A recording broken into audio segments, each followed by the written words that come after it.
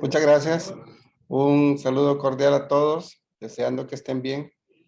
En esta oportunidad, la Unidad de Desarrollo de Recursos Humanos pues tiene a bien compartir con ustedes nuestra experiencia de la implementación de la gestión de salud y seguridad ocupacional en los establecimientos de la región central.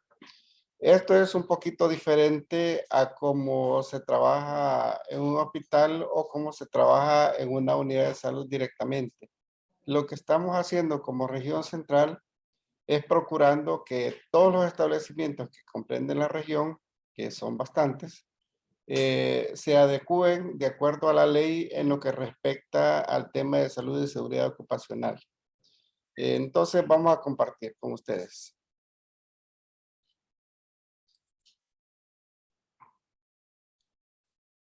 Bien, hemos preparado, segmentado un poco nuestra participación con ustedes de la siguiente manera.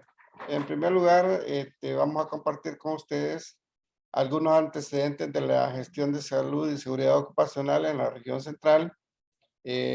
Vamos a compartir luego cómo se integra, cuáles son las características principales de la región central de salud, para que ustedes se hagan una idea de la amplitud del trabajo, la estratificación de los establecimientos de salud para la aplicación de la Ley General de Prevención de Riesgos.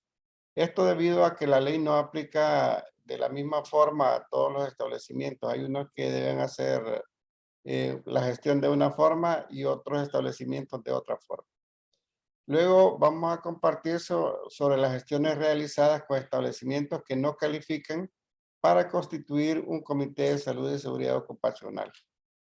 Nosotros como región central tenemos una cantidad considerable de establecimientos que no llegan a más de 15 recursos y esos la ley no les obliga a hacer un plan de prevención de riesgos, pero siempre deben hacer una gestión.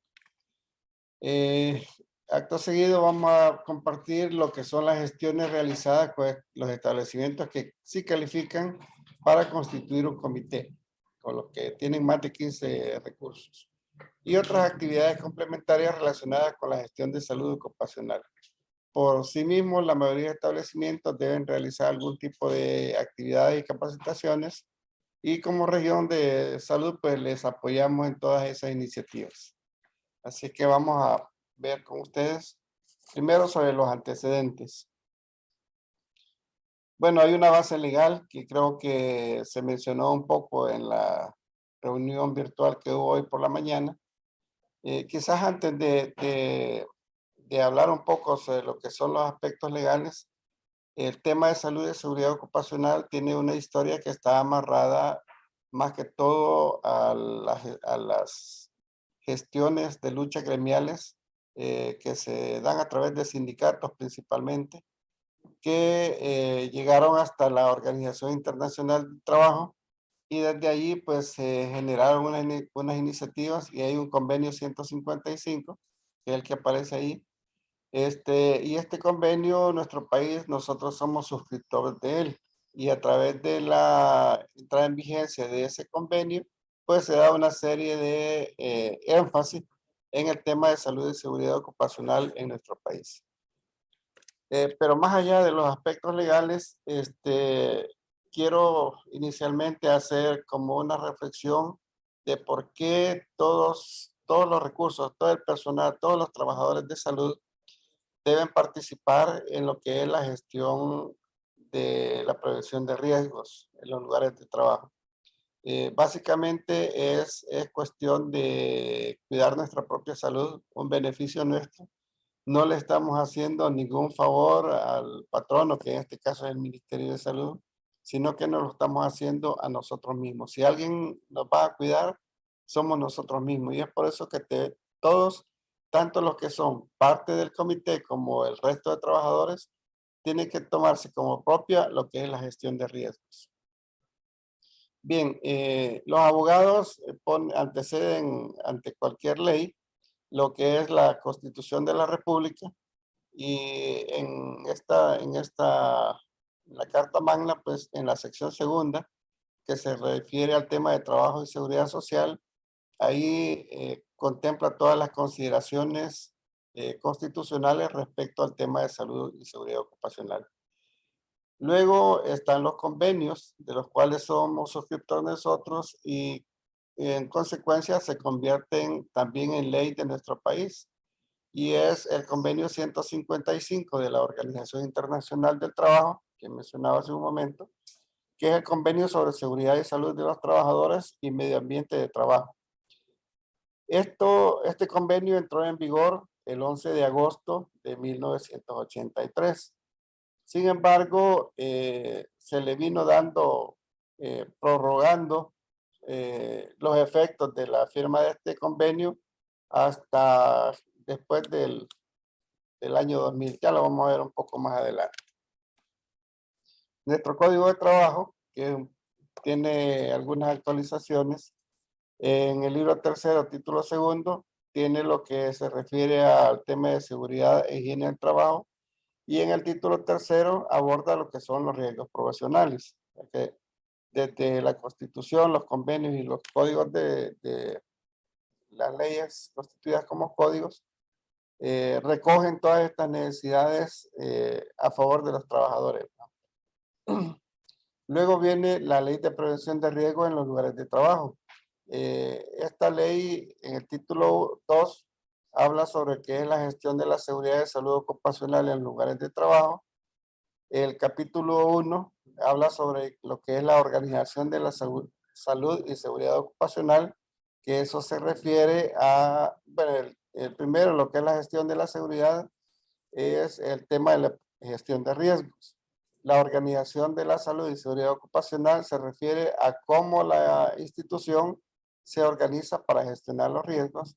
Y el capítulo 2 habla sobre los comités de salud y seguridad ocupacional, que es una de las estrategias que propone la ley a efecto de tener como un responsable de quién va a hacer la gestión de la prevención de riesgos.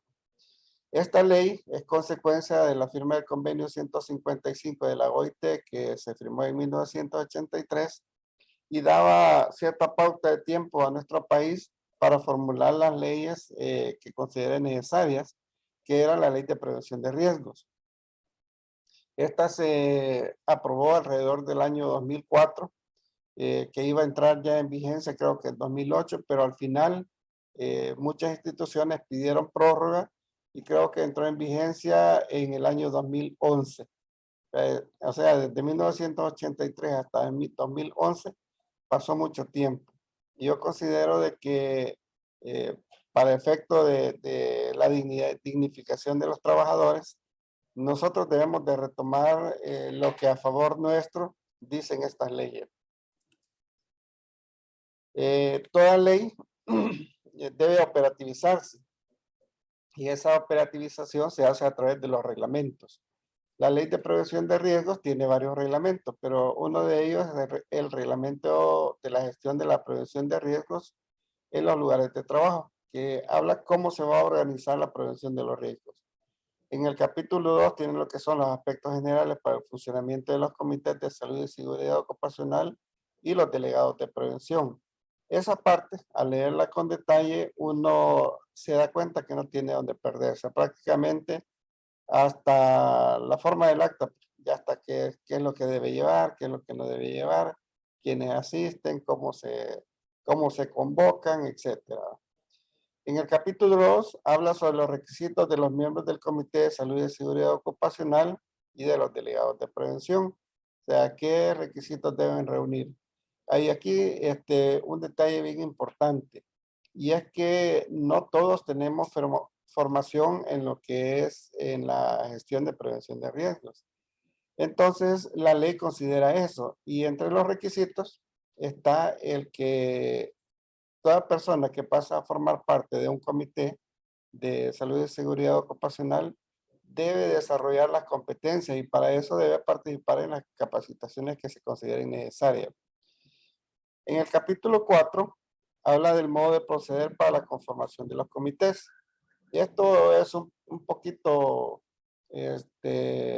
¿cómo se dice? Cuadrado, pero a mi parecer bastante eficiente, porque ya de por sí la ley recoge una estructuración tanto de la participación de los trabajadores como del patrono, que es el responsable directo de la gestión, y también las representaciones gremiales, que son los sindicatos. Una vez integrados los comités, en el capítulo 5, se dan los lineamientos sobre cómo se va a acreditar los comités de salud y seguridad ocupacional, que esta es una responsabilidad, una acreditación que se hace ante el Ministerio de Trabajo. Ellos tienen la potestad para dar las acreditaciones y ellos tienen un procedimiento. El capítulo 7 del reglamento habla sobre la formulación e implementación del programa de gestión de prevención de riesgos. Entonces, todo el trabajo, toda la concertación previa de este reglamento concluye en la formulación de un plan de prevención de riesgo, ¿no? Que es el que se implementa y tiene que estarse revisando cada año. Pero vamos a ir avanzando un poquito. Tal vez no entre en mucho detalle qué es cada cosa, porque el propósito de mi participación este día es compartirles qué es lo que hemos hecho en la región central. Bien, la región central, muchos de ustedes saben, la región central de salud, bueno, hay otras regiones, otra estratificación según los ministerios del gobierno, pero la región central de salud comprende los departamentos de La Libertad y el departamento de Chalatenango. Mencionarles que son dos áreas geográficas muy poco parecidas, porque el departamento de La Libertad tiene una caracterización casi que en su mayor parte urbana, mientras que el departamento de Chalatenango es en su mayor parte con características de áreas rurales. Bueno, ya no tanto, porque hoy no hay un lugar de nuestro país que no haya sufrido los cambios de la modernización, ¿no? Pero en su mayoría sí es. Bien, bueno, estos datos son desde hace como año y medio y todavía conservamos la estructura en esa época, lo que eran las unidades comunitarias de salud familiar, básicas, intermedias y especializadas. Pero en total, hoy por hoy siempre contamos con el mismo número de establecimientos, que son 108, un hospital departamental, hospitales departamentales que son dos. Esto es el hospital de Nueva Concepción y el hospital de Chalatenango.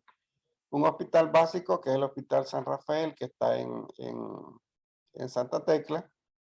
Tenemos el nivel administrativo de la región, que igual tiene su sede en Santa Tecla, es 1. Hay 2 niveles administrativos de CIBASI, son 2, uno por cada CIBASI, el CIBASI La Libertad, que tiene su sede en Santa Tecla, y el CIBASI Chalatenango, que tiene su sede en la cabecera del municipio de Chalatenango. Y tenemos también una oficina sanitaria internacional, que es una oficina de un convenio internacional del Reglamento Sanitario Internacional, y que tiene su sede en la frontera del POI. Bueno, están las unidades de salud, que en total son 108. Todo esto nos da un total de 115 establecimientos que deben de considerar su atención, la gestión a cada uno de los riesgos que la actividad desarrollada en ellos se genera, ¿va? Riesgo a la salud, ¿va? En algún momento les mencioné que es requisito para una consideración especial para el tema de la conformación de los comités, porque la ley establece que van a crear su propio comité de salud y seguridad ocupacional, los centros de trabajo, dice la ley, que cuenten de 15 empleados en adelante. Estos empleados pueden ser temporales o subcontratados o de la forma que sea, pero siempre y cuando tengan su sede en ese lugar y permanezcan ahí un tiempo prudencial de trabajo, porque algunos recursos del Ministerio de Salud también tienen trabajo de campo. Vamos a ver este detalle. Bueno, como región central, hicimos esta estratificación, pasamos un colador y vimos con el área de recursos humanos quienes tenían más de 15 y quienes tenían hasta 14. ¿Va? Esto es en razón de lo establecido en el artículo 13 de la Ley General de Prevención de Riesgos, que dice lo siguiente: los empleadores tendrán la obligación de crear comités de seguridad y salud ocupacional en aquellas empresas que elaboran 15 o más trabajadores o trabajadoras. En aquellos que tengan menos trabajadores, pero que a juicio de la Dirección General de Prevención Social se considere necesario por las labores que desarrollan, también se crearán los comités mencionados. Pero la ley también habla un poco de que estos que tienen hasta 14 trabajadores también deben hacer algo. En ese sentido, se contabilizó los establecimientos que deben hacer una gestión en la prevención de riesgos ocupacionales a través de un plan de trabajo ejecutado por el comité. Y otro grupo de establecimientos que lo harán a través del cumplimiento de medidas sustitutivas dictadas por el Ministerio de Trabajo. Estas medidas sustitutivas son medidas que debe implementar cada establecimiento según la naturaleza de sus riesgos, en lugar del sustituyendo al plan de trabajo del comité, ¿verdad? Y estas medidas sustitutivas, como lo menciona la leyenda, son dictaminadas por el Ministerio de Trabajo. Se hace una solicitud al Ministerio de Trabajo, ellos mandan una inspección y en base al informe de esa inspección, dictaminan cuáles son esas medidas sustitutivas.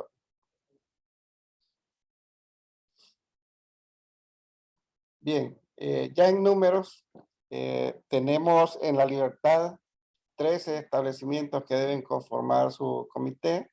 Perdón, en Chalatenango 13, en La Libertad 24, para un total de 37 a nivel de región.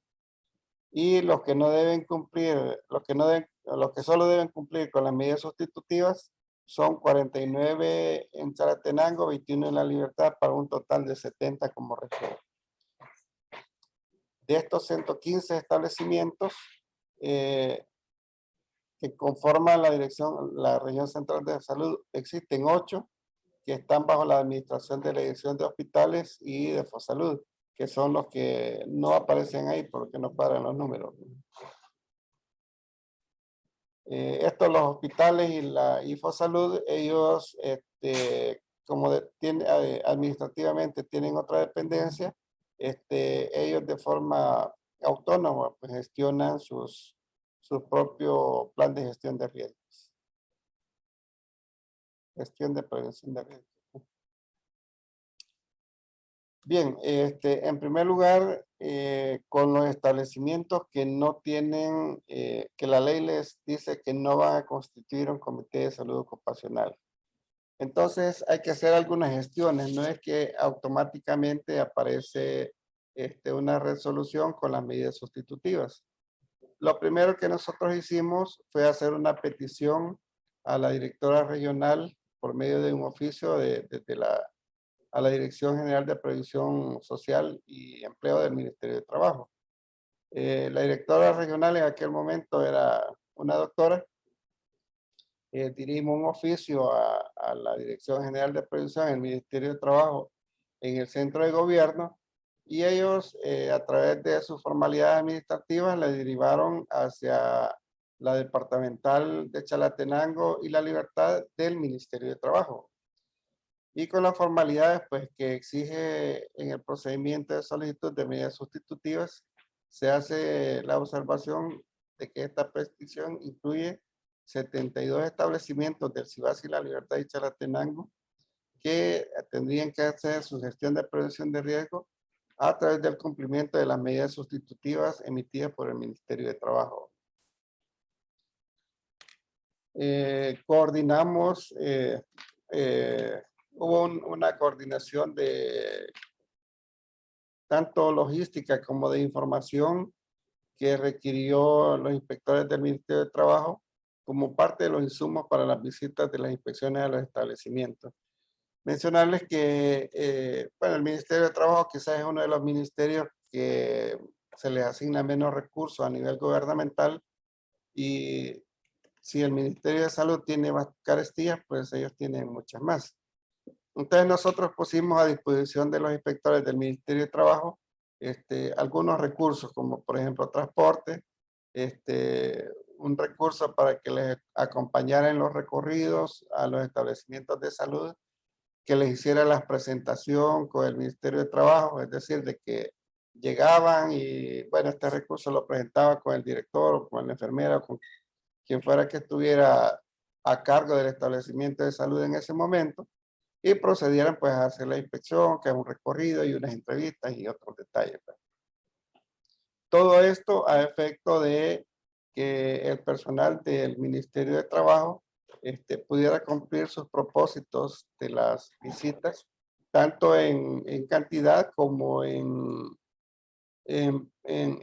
oportunidad, digamos, porque la idea era no ir solo corriendo. Aquí vine y le saludo y salgo corriendo, ¿no? Sino que tenía que hacerse una investigación un poco a profundidad de las condiciones de los riesgos de cada establecimiento de salud.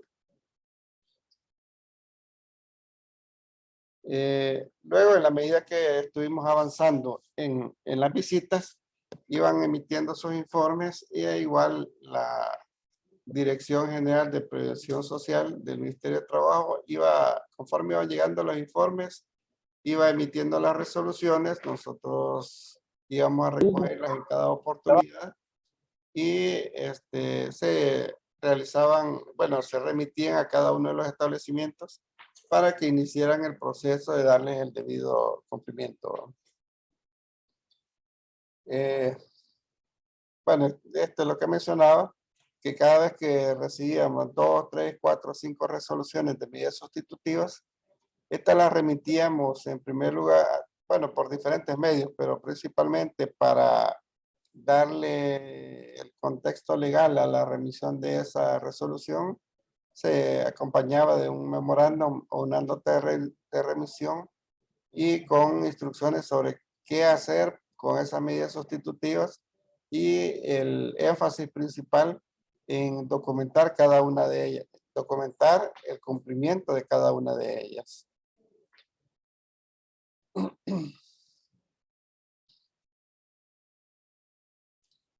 Algunos directores de las unidades de salud, bueno, como el tema de salud ocupacional no es un tema que sea del dominio de todos.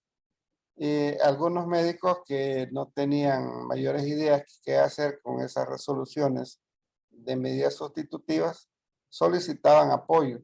Y es por eso que en su oportunidad hicimos algunos acompañamientos a los directores de los establecimientos de salud. Por un lado, para orientarles sobre cómo implementar las medidas sustitutivas y lo otro que es igual de importante, que es el de documentar el cumplimiento de las medidas emitidas. Por ejemplo, habla de el tema de impartir charlas orientadas a la prevención de alcoholismo, consumo de drogas y todo eso. Entonces, se les apoyó en elaborar las fichas didácticas, ya en la implementación de, la, de las charlas, las reuniones orientadas a este tema, algún documento que se les entregaba a los participantes, las listas de asistencia, bueno, todo lo que debe llevar una capacitación, ¿no? Y a eso, una vez reunido, ya quedaba como atestado del cumplimiento de esa medida sustitutiva, ¿no?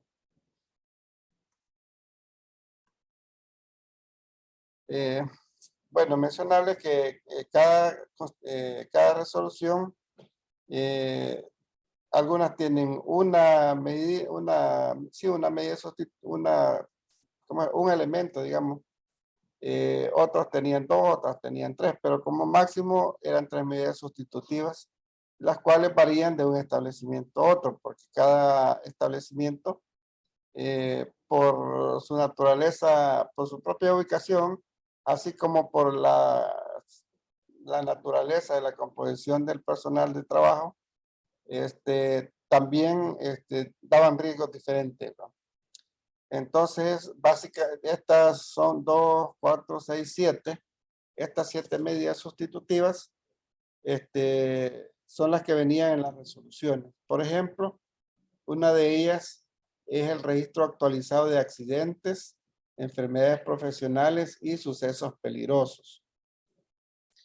En la reunión que tuvimos hoy por la mañana, se habló sobre los elementos que tiene el Plan General de Prevención de Riesgos. Básicamente lo que hace el Ministerio de Trabajo es tomar un elemento en particular de estos planes que deben de llevar los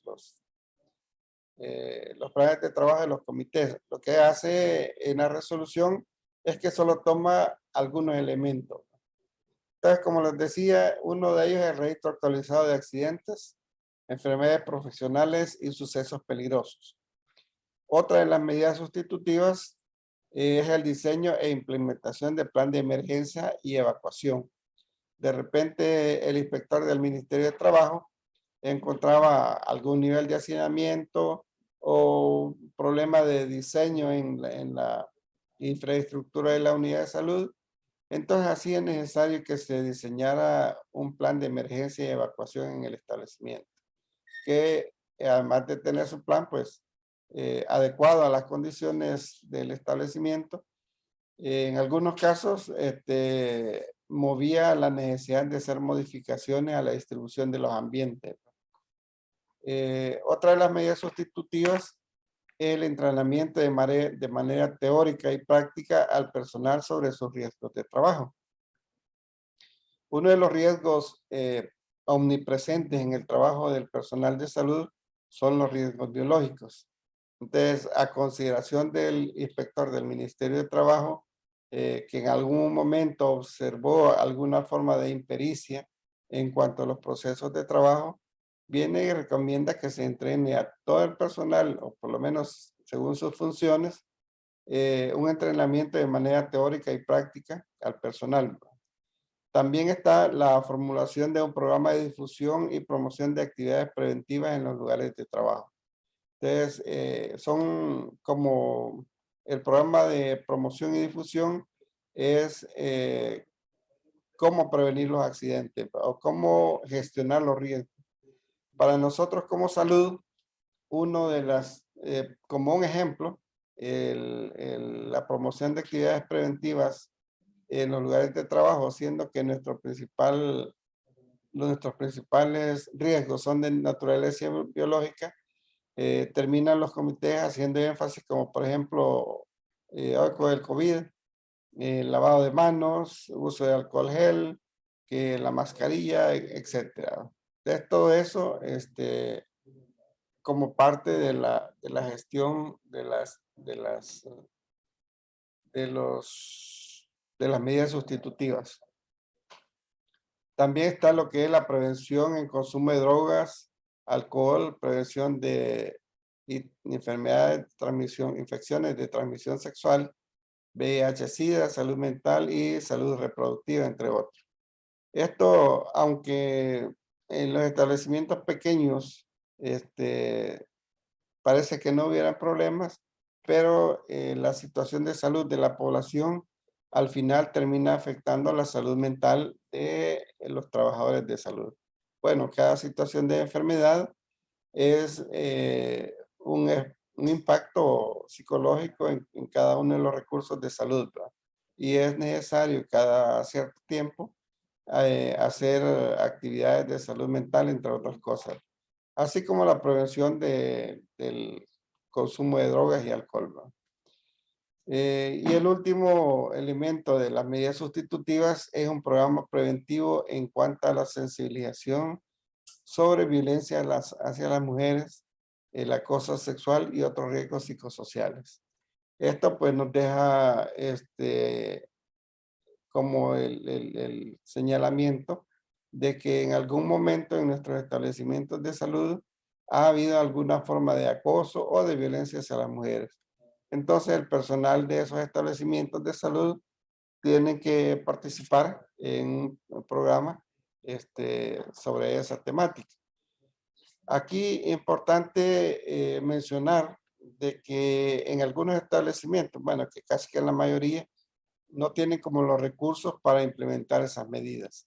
Entonces, ha ido como buscando algunas oportunidades con otras instituciones, especialmente con ONG, para que nos apoyen en la implementación del cumplimiento de las medidas sustitutivas dictadas por el Ministerio de Trabajo.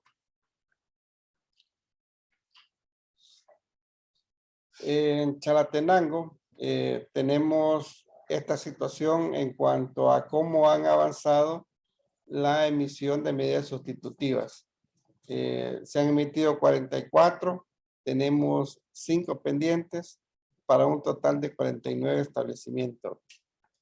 En La Libertad, que tenemos 21 establecimientos, tenemos 21 medidas sustitutivas emitidas y no tenemos pendiente ninguna. Ahí fue bastante eficiente la gente del Ministerio de Trabajo.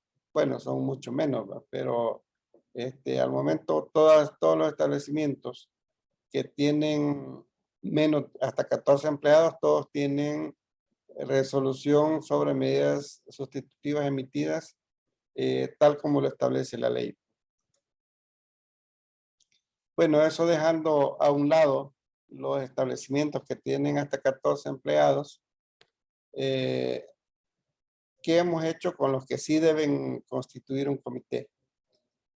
Aquí está algunas ideas de lo que hemos hecho. Bueno, en primer lugar, se remitieron lineamientos para la conformación de los comités de salud y seguridad ocupacional. Esto porque como región, bueno, no tenemos, en ese momento no teníamos como un recursos preparados en este tema de salud ocupacional para que pudiera asesorar. Bueno, en su momento solo era yo. Y luego hemos preparado un par de referentes a nivel de CIBASE, hoy ya somos 3. Pero igual no podemos estar en la conformación de los comités de cada uno de los establecimientos y por eso se emitieron por escrito los lineamientos cómo se deben conformar, que también están en la ley. Y en la medida de la disponibilidad de tiempo también se dio acompañamiento a los establecimientos de salud en diversas tareas.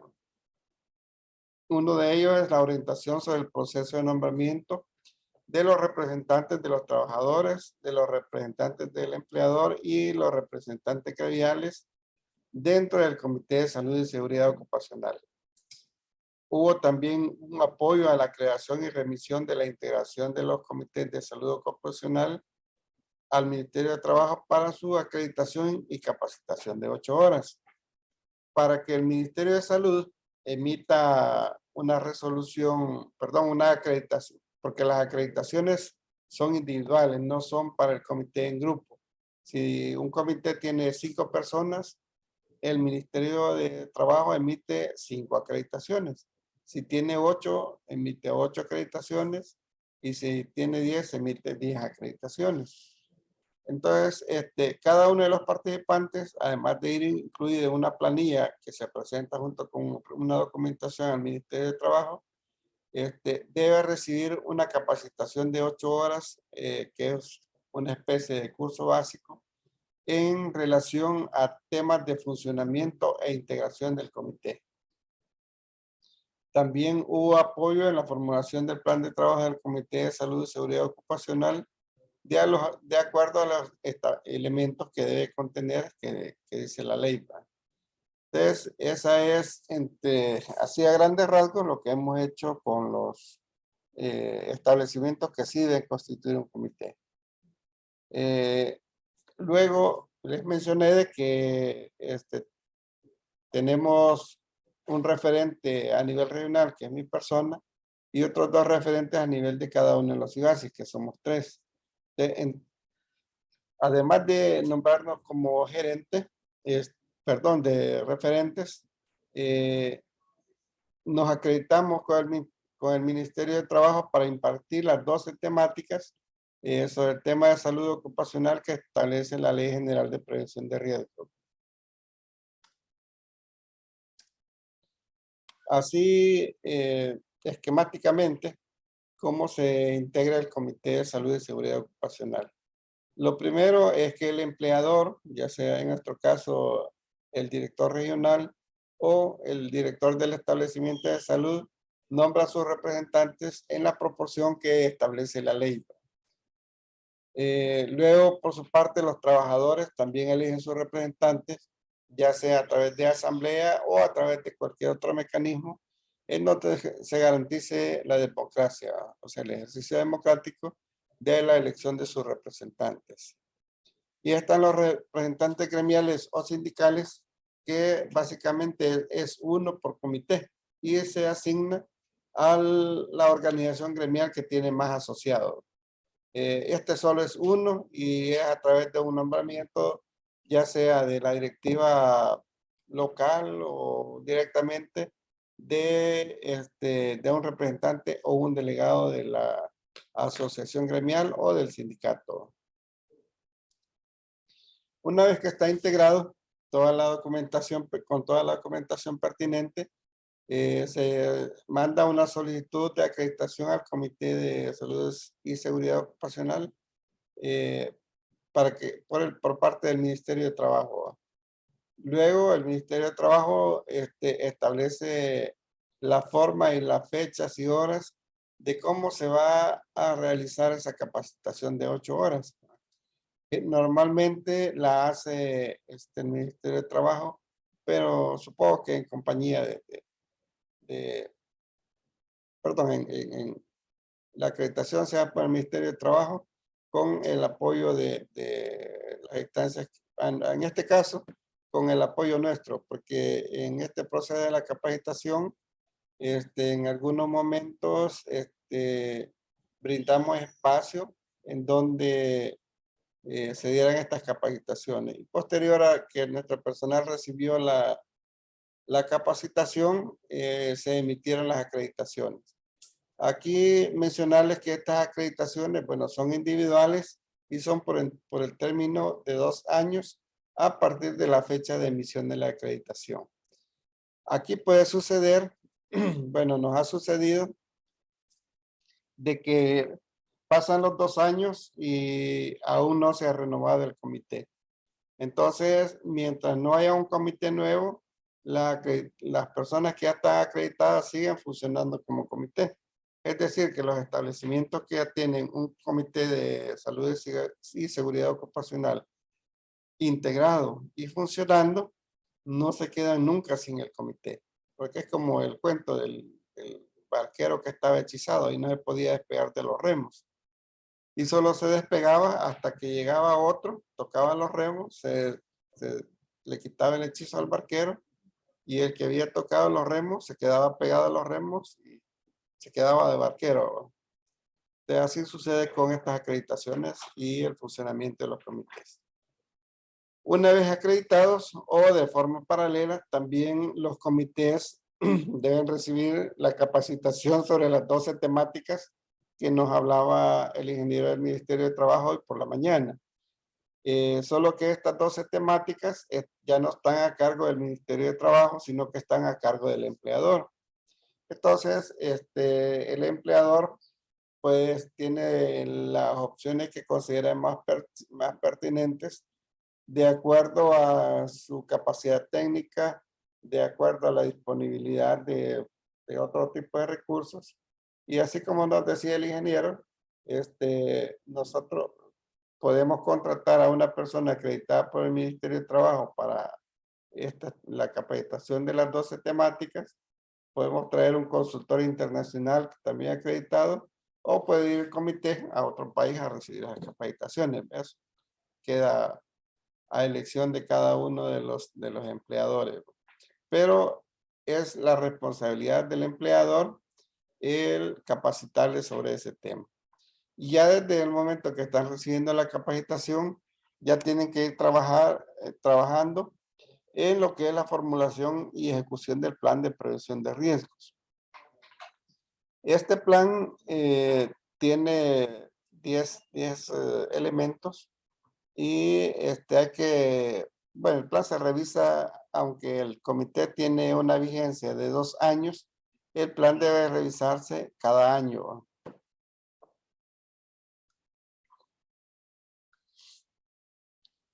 Bueno, a continuación les comparto cuáles son los elementos que debe tener el plan de gestión de riesgos. que son estos. Bueno, lo primero que considera el plan, bueno, aparte de su integración, la forma como se van a reunir y si una política institucional sobre salud y seguridad ocupacional y algunos lineamientos sobre cómo va a funcionar el comité, una especie de política interna de funcionamiento del comité, debe llevar estos elementos. Lo que es la evaluación periódica del programa de gestión de prevención de riesgos ocupacionales. Esta evaluación periódica tiene que ver con las actividades que se programaron y eso en cuanto, son como una evaluación en cuanto a calidad y en cantidad. La cantidad, pues número de reuniones, número de gestiones, capacitaciones, etcétera.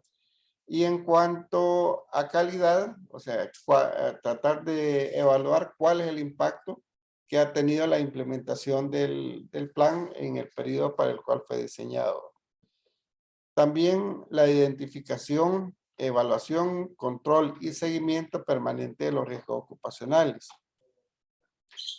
En esto lo primero, bueno, el enunciado lo dice, hay que identificar los riesgos, o sea, dónde hay riesgo y luego se pasa este riesgo a una matriz en donde se hace una ponderación en cuanto a la posibilidad de que ocurra ese riesgo, de que se materialice el riesgo y cuál sería el impacto que tendría una vez materializado.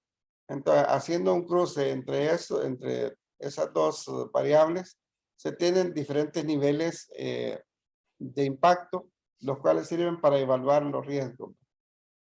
Con eso nos podemos priorizar cuál riesgo podemos atender primero, cuál después, y eso nos lleva a la parte del control, en donde estamos implementando algunas medidas de control de esos riesgos, y el seguimiento permanente. Esto significa, el seguimiento significa dos cosas. Primero, si tuvo el impacto deseado y si no hay variación en el tiempo en cuanto al riesgo, porque puede ser que en el transcurso de un año o 18 meses, las causas que generan ese riesgo desaparezcan y en consecuencia pues también desaparece el riesgo.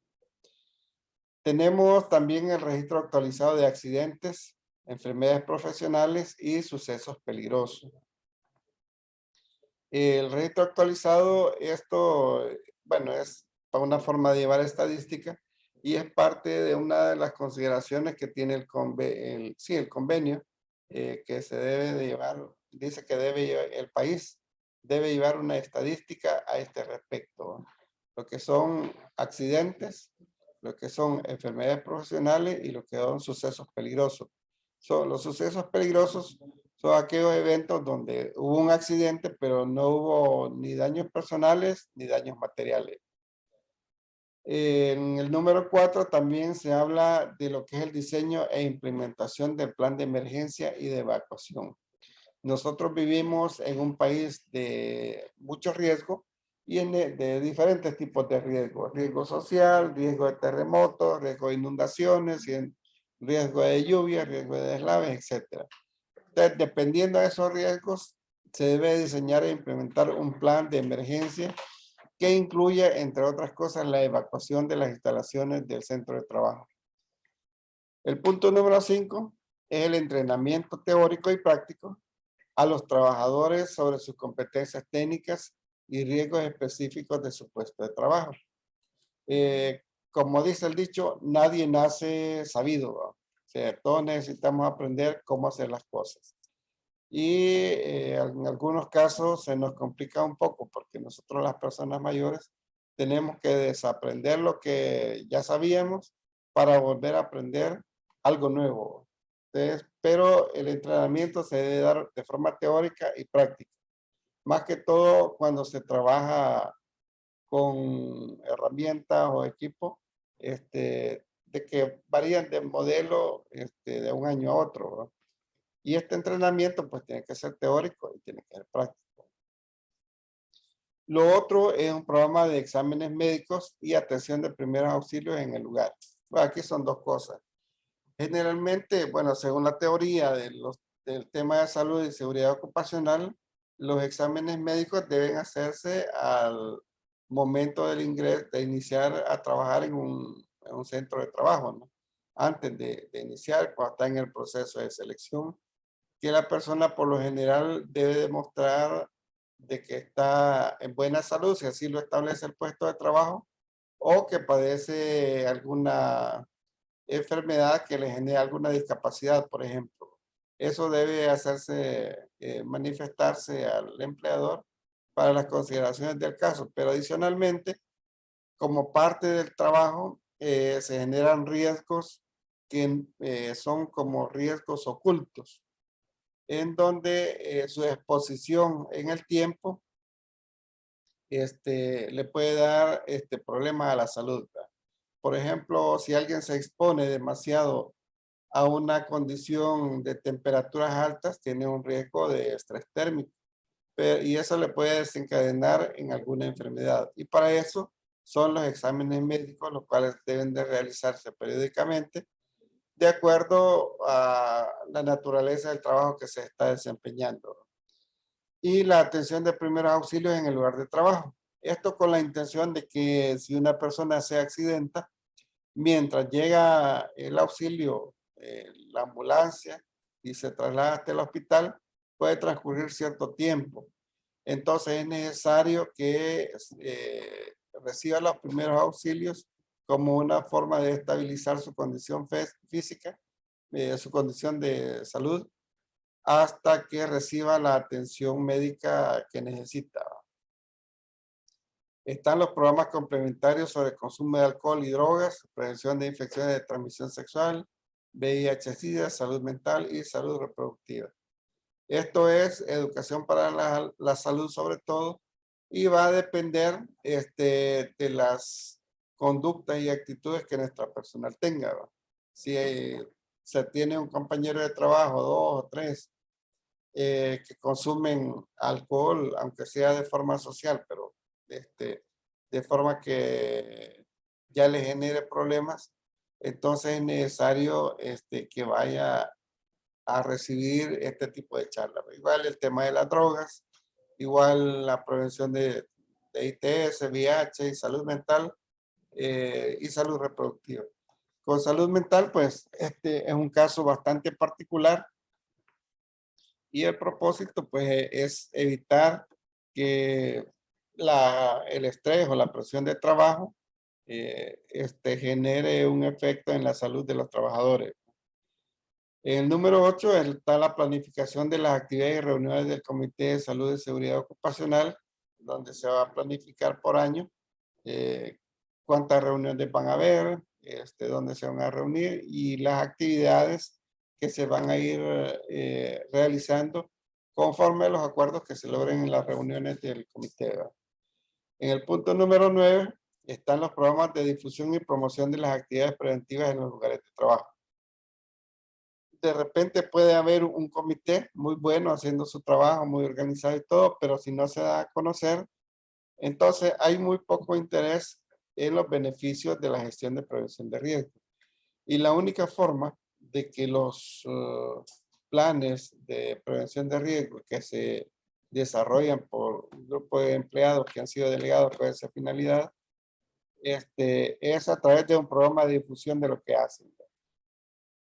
Y también este programa debe contener este elemento de promoción para que todo el personal, todos los trabajadores de ese centro de trabajo participen en las actividades preventivas. Puede ser cosas como chapoda y limpieza de las zonas verdes, que limpieza de tragantes para evitar los creadores de zancudos, eliminación de inservibles o el simple reordenamiento de nuestro puesto de trabajo. Y por último está la formulación de programas preventivos y de sensibilización sobre violencia hacia las mujeres, sobre el tema de acoso sexual y demás riesgos psicosociales. Esto también como la forma de prevenir entre el sexo femenino la violencia hacia ellos, de alguna forma, hacia ellas. Pues esos son los elementos que debe tener el plan de gestión de riesgos.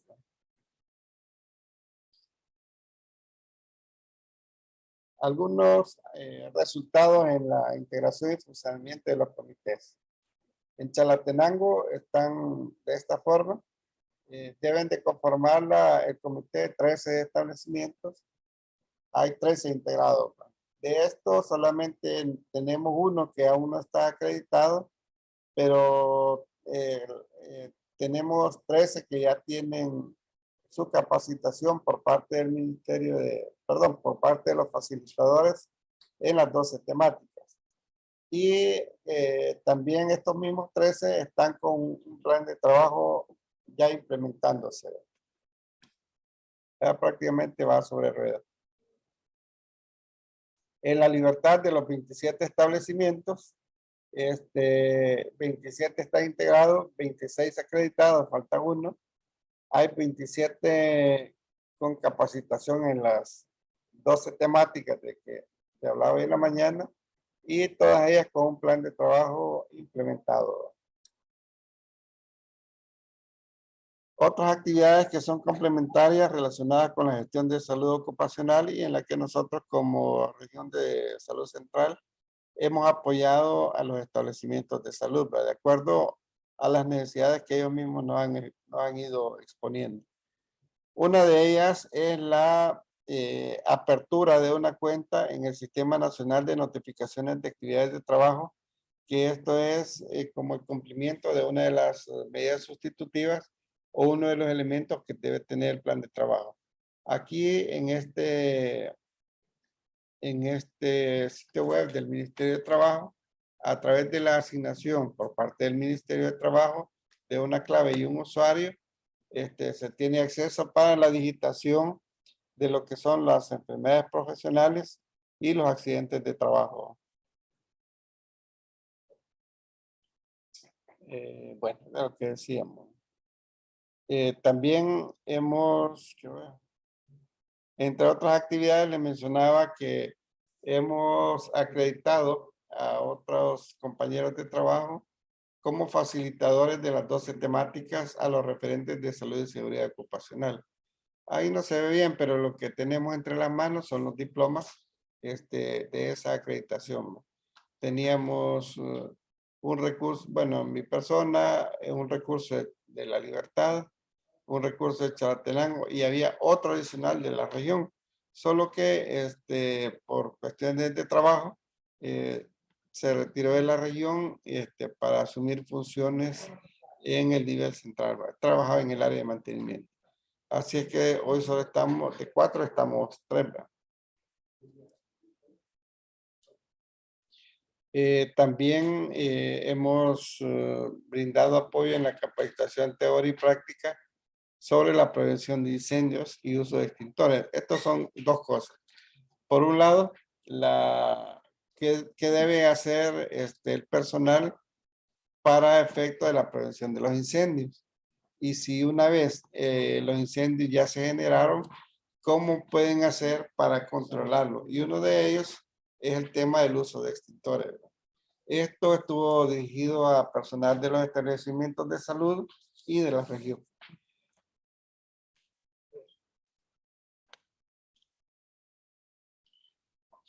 Está aquí lo que hablábamos sobre la oportunidad que se hizo con el Ministerio de Trabajo de brindar las capacitaciones de las 8 horas a los comités en algunos de los ambientes de nuestros establecimientos de salud, ¿no?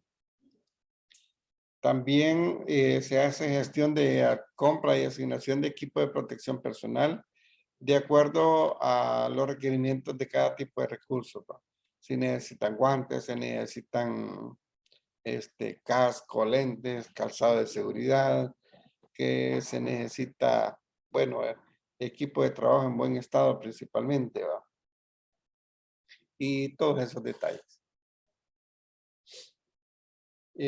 Otro elemento que se trabajó hace un buen rato fue el tema de los exámenes médicos. Y aquí no solo fue exámenes, sino que también hubo una evaluación médica a todo el personal de la región central en esta oportunidad, ¿no? Hicimos algunos simulacros de evacuación en la oficina regional y algunos establecimientos de La Libertad y Chalatenango. También algunas jornadas teórico y prácticas sobre técnicas de lavado de manos. Le mencionaba que uno de los mayores riesgos para nosotros como personal de salud son los riesgos biológicos. De ahí la importancia del lavado de manos y también en el uso de mascarilla, ¿verdad? Hoy con el tema del COVID, pues también se reforzó el tema de salud ocupacional como una forma de prevenir riesgos a la salud de los trabajadores. En la mayor medida casi, que la forma como se capacitó y cómo se implementaron los procedimientos de trabajo, dio como consecuencia pues que se enfermara muy poco personal de salud ambiental, más que todo porque eran los que andaban en los procedimientos de desinfección y en los procedimientos de inhumación de cadáveres fallecidos por COVID. Y una de las cosas que nos satisface como región central es que al menos del personal de salud ambiental no tuvimos fallecidos a pesar de que estuvieron directamente involucrados en los procedimientos de atención de COVID. Hay unas preguntas que están haciendo en el chat. Veamos. Tenemos unas preguntas.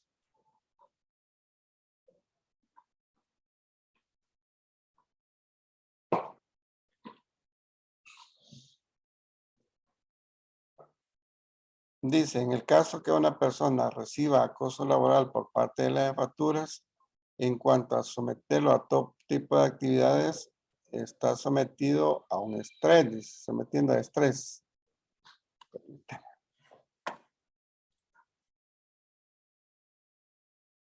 A estrés, ansiedad, inconformidad, etcétera, evidenciándose en el área falta de equidad en funciones y rotaciones.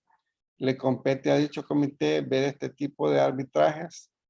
Sí y no, fíjense, porque los efectos sí es necesario abordarlos a través de los comités de salud ocupacional, o sea, lo que le genera el estrés, y todo lo demás. Pero lo que es las causas, que es el acoso mismo, la atención se resuelve.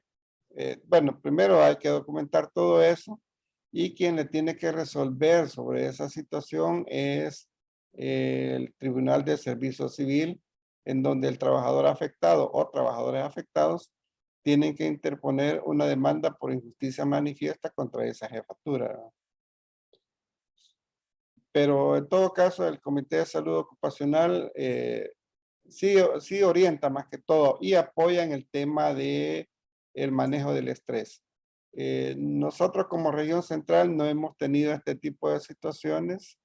Sí tenemos personas que han resultado afectadas por algún tipo de estrés, que ya tenían alguna patología psicológica de base y apoyamos, ¿va? Pero la ruta a seguir es esa, ¿va? Son dos líneas. La primera, con respecto a las causas, que es una demanda por injusticia manifiesta, debidamente documentada al Tribunal de Servicio Civil o a la comisión del centro de trabajo. Y por otro es acercarse a un profesional con apoyo del comité para la atención de los efectos. Y adicionalmente aquí entra, sí, bastante un poco más de lleno, el tema de las charlas o orientaciones sobre los diferentes tipos de acoso, cómo manejarlos y cómo resolverlo. Otra pregunta dice, también, ¿a quién le compete solicitar las condiciones adecuadas en las áreas de trabajo? ¿Al personal o al jefe de la unidad? Bueno, esto es un detalle administrativo. La ley establece de que el patrono debe proporcionar al trabajador no solo las herramientas de trabajo, los procedimientos de trabajo, sino que todos los insumos que consideren necesarios. Entonces, si un recurso no cuenta con los insumos, no puede hacer bien su trabajo. Entonces, es responsabilidad de la jefatura no solo proporcionar los recursos, sino que también crear las condiciones para un adecuado desarrollo de las actividades de trabajo. De hecho, en todo el ámbito de la Ley General de Prevención de Riesgos, habla de que la responsabilidad esta responsabilidad es del patrono. Bueno, solo esas 3 preguntas tenemos. Bueno, y quizás para ir cerrando, bueno, esto es, quiero ver. Bueno, sí, eso era. Hasta ahí llegamos nosotros. Acaba de caer otro mensaje. Veamos. Veamos. Tenemos. El equipo de seguridad es obligatorio que nos lo proporcionen o tenemos que hacer una gestión en el Ministerio de Trabajo. Bueno, aquí la parte del empleador tiene que considerar en sus presupuestos la adquisición del equipo de protección personal, se llama, para proporcionárselo a cada uno de los trabajadores, por decir algo. El tema de la mascarilla, alcohol gel, es responsabilidad, al menos nosotros en la región central así lo hemos manejado, y cada mes tenemos una asignación de lo que es mascarilla y de alcohol gel para utilizarlo cada uno de los trabajadores en nuestras actividades generales dentro de la región. No es para llevarlo a nuestra casa. Y así otro tipo de equipo de protección personal. Las mascarillas, gente que hace trabajo en altura, por ejemplo, que deben de usar un arnés de seguridad y otros procedimientos. Es obligación del patrono proporcionarle ese equipo de protección personal. Y es obligación del trabajador usarlo de la forma como está diseñado y como se garantiza que va a funcionar. Porque puede darse de que el trabajador sí proporciona el equipo de protección personal, pero puede ser de que el trabajador no lo use. Y sucede también al contrario, que es necesario, pero el trabajador no lo proporciona. Entonces, ¿qué hacer en ese caso?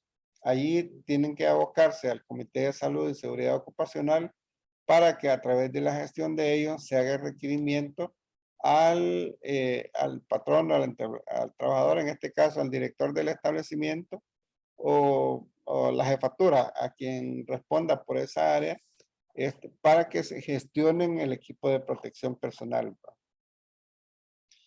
De ahí, si acaso persistiera la situación de que no se les proporciona el equipo de protección personal necesario, el Comité de Salud Ocupacional pues hace las gestiones ante las diferentes instancias, culminando con el Ministerio de Trabajo, a quien ya tendría que dictaminar algunas medidas de otra forma. También pregunta Blanca Rodríguez, dice, con las evaluaciones, perdón, con las evaluaciones ambientales como ruido, iluminación y calor, ¿cómo se gestiona a nivel local? Bueno, lo primero es conocer un poco los estándares sobre este tipo de contaminación, ¿verdad? Bueno, primero el tema del ruido. El ruido visto como un riesgo, en primer lugar, tiene que aislarse, ¿verdad? O sea, por decir algo, si tenemos un motor, gracias, tenemos un generador de electricidad, digamos, que hace ruido, es necesario buscar un técnico para que le ponga un silenciador y que reduzca el ruido, ¿no? Si eso no es posible, o sea, el generador es muy grande, nosotros estamos muy cerca, entonces tenemos que poner barreras entre el origen del ruido y las personas. Y si no es posible eso, pues entonces alejarnos nosotros o alejar la fuente del ruido. Diferentes formas de manejar el riesgo.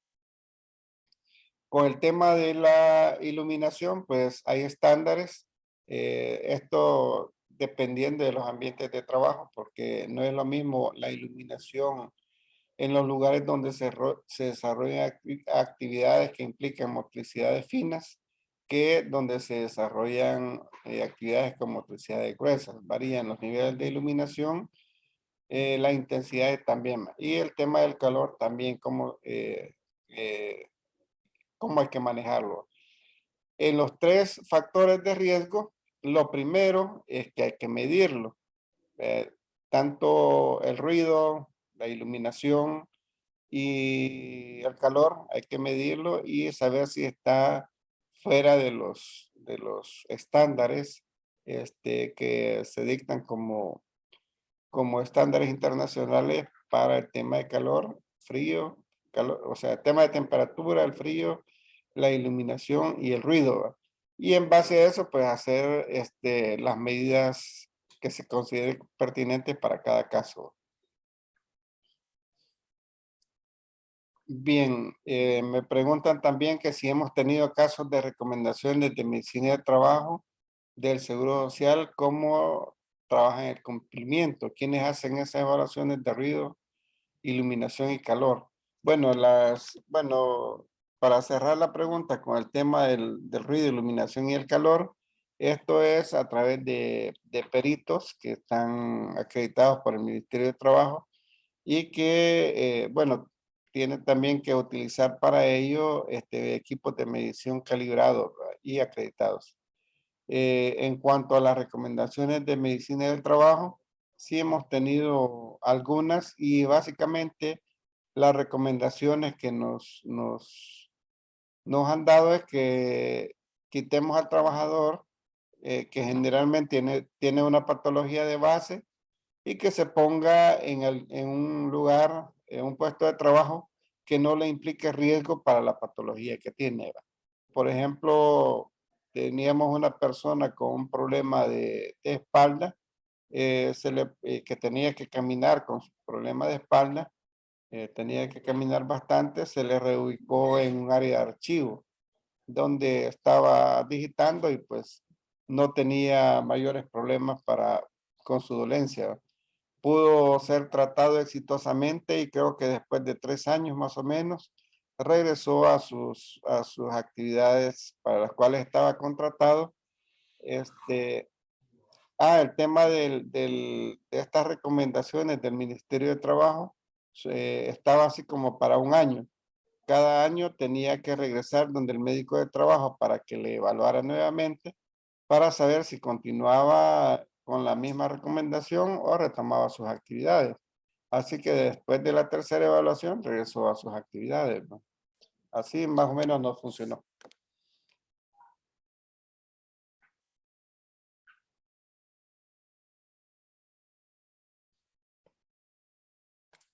Sí, es recomendable contar con el equipo de medición. Este, para eso, pues cada centro de trabajo tiene que considerarlo en sus presupuestos, ¿va? Para poderlos comprar. Tenerlos en buenas condiciones y que el personal de mantenimiento o el personal o los integrantes del comité se capaciten en su uso. Y los parámetros pues se retoman de los reglamentos, como bien lo menciona aquí Blanqui.